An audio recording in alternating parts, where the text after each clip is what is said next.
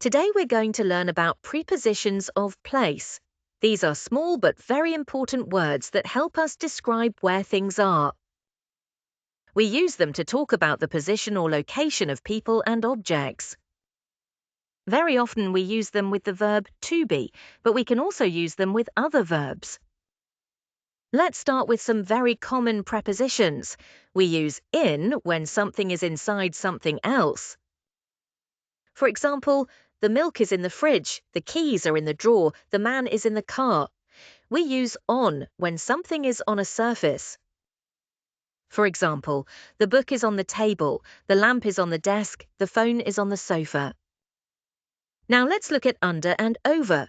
We use under when something is below another thing. For example, the cat is under the table, the shoes are under the bed. We use over when something is above and covering something. For example, the blanket is over the sofa, the light is over the table. We also use above and below to talk about position. Above means higher than something and below means lower than something. For example, the lamp is above the table, the garage is below the apartment. These words are similar to over and under, but they are more general. Now, let's talk about position next to things. We use next to or beside when something is very close to another thing. For example, the sofa is next to the armchair, the mirror is beside the door. We can also use near in a similar way, but it is less exact. We use in front of and behind to describe position in relation to something.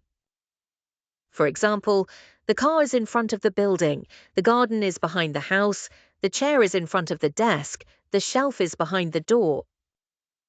These are very useful when describing rooms or places. Another useful preposition is opposite.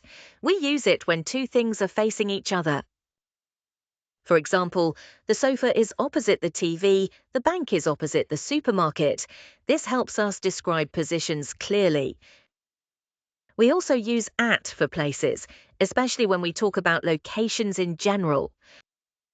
For example, he is at home, she is at work, they are at the bus stop. We don't always think about the exact position, just the place. Let's look at some examples using home vocabulary. The food is in the fridge, the plates are in the cupboard, the towel is on the shelf, the blanket is on the bed, the mirror is on the wall. The carpet is on the floor. We can also say the sofa is next to the window, the lamp is beside the sofa, the stairs are behind the door.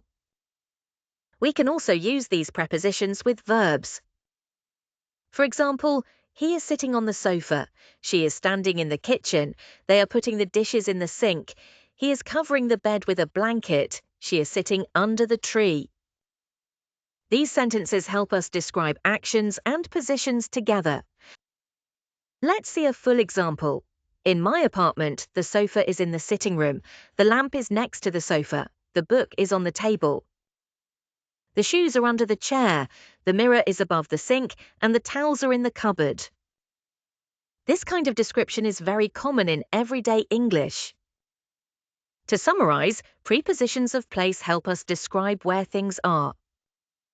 Words like in, on, under, next to, behind, in front of, above, below, opposite, and at are very useful. Learning these will help you describe your home, your room, and places around you more clearly and confidently.